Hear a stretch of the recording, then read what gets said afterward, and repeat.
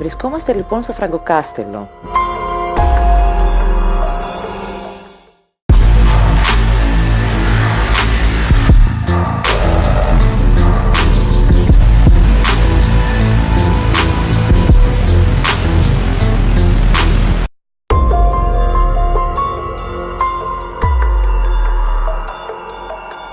Μέρος γνωστό και μη εξαιρεταίο, έως το σημείο στο οποίο έλαβε χώρα μία από τις ίσως πιο ιστορικές μάχες που έγιναν ποτέ κατά τη διάρκεια της Ελληνικής Επανάστασης. Είμαστε λοιπόν κοντά στη χώρα Σπακίων.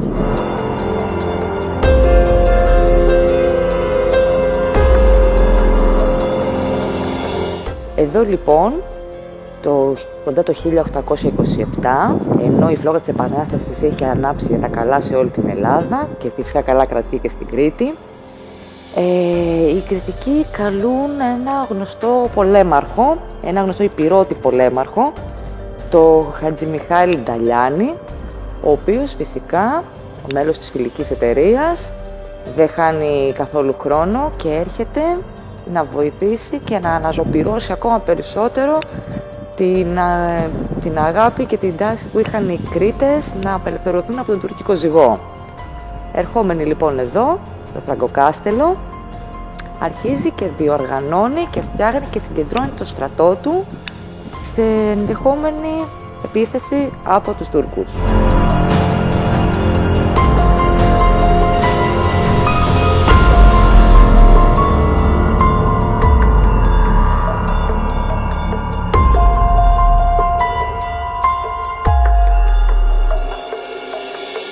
Η άφιξη λοιπόν του πολέμαρχου Νταλιάνη, εδώ στην Κρήτη, με ένα μικρό στρατό βέβαια, περί τους 500 πεζούς στρατιώτες και 100 έφυπους, αρχίζει όμως και τραβάει την προσοχή του Αλβανού Πασά, του Μουσταφά, ο οποίος εξοργίζεται με το βλέπει όλους τους κριτικούς να έχουν αρχίσει και να ανεβαίνει πάρα πολύ το πνεύμα τους και να είναι έτοιμοι να έχουν μια στεναρή αντεπίθεση απέναντι στον τουρκικό ζυγό.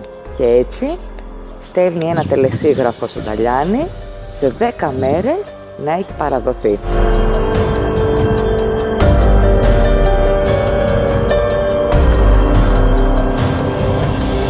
Ο Νταλιάνης λοιπόν με περίπου 600 άντρες καταλαμβάνει το κάστρο εδώ, το Φραγκοκάστελο, και αγνοώντας τους Κρήτες οι οποίοι του πρότειναν να χρησιμοποιήσει σαν πεδίο μάχης τα βουνά, ώστε να έχουν εκείνη το πάνω χέρι και όχι οι Τούρκοι, εκείνος προτιμεί να κάνει χρήση του κάστρου και να πολεμήσει στην Πεδιάδα.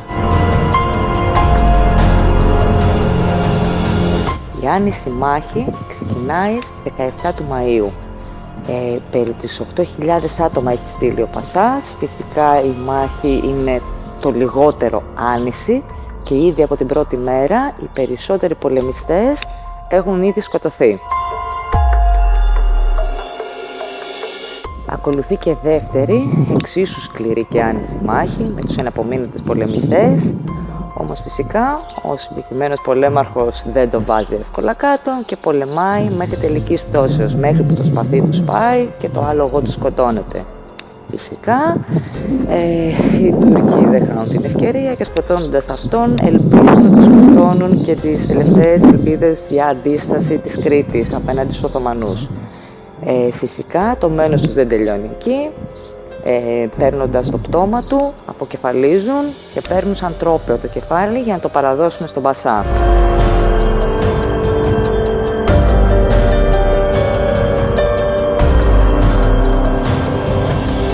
Όταν λοιπόν η τελευταία μάχη τελειώνει, το κάστρο στην ουσία πέφτει, γιατί οι τελευταίοι εναπομείναντες επιζήσαντες παραδίδουν το κάστρο στους Οθωμανούς.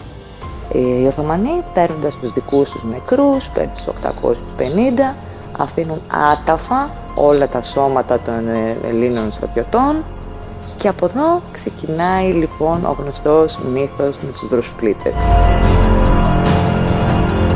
Έτσι λέγεται λοιπόν ότι οι ψυχές όλων των στρατιωτών που έχασαν τη ζωή τους εδώ μέσα και παρέμειναν άθαυτοι έχουν παραμείνει στην ουσία και επιστρέφουν και στοιχιώνουν κατά κάποιο τρόπο αυτό το χώρο κάθε φορά, κάθε χρόνο, σαν στην ημερομηνία της μάχης της οποίας έλαβε χώρα εδώ.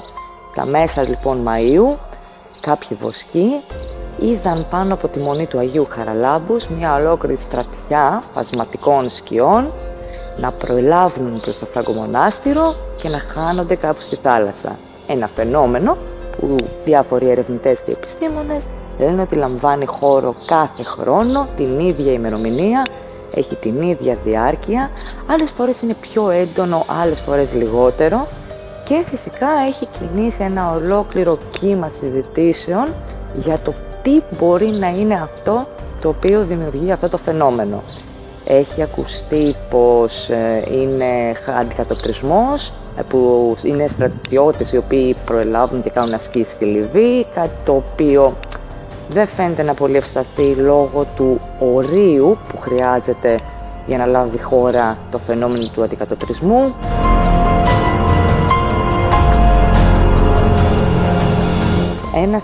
Μία από τις εξηγήσεις οι οποίες χρησιμοποιούνται είναι το φαινόμενο της διάθλασης του φωτός, δηλαδή στην ουσία όπως δημιουργείται το ουράνιο τόξο, έτσι δημιουργείται και αυτό το φαινόμενο.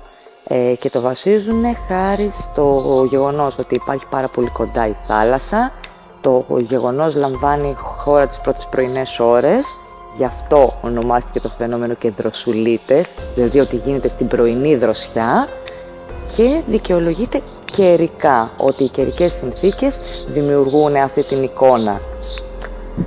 Όπως και να έχει, είτε είναι ένα καιρικό φαινόμενο, είτε είναι κάτι πιο μεταφυσικό, αυτό το φαινόμενο οδήγησε και στο παρελθόν και τους Γερμανούς κατακτητές σε άτακτη φυγή. Σύμφωνα με τον αστικό θρύλο λοιπόν, στρατιώτες της Wehrmacht κατά τη διάρκεια της γερμανικής κατοχής ήρθαν και αυτοί αντιμέτωποι με τους δροσουλίτες.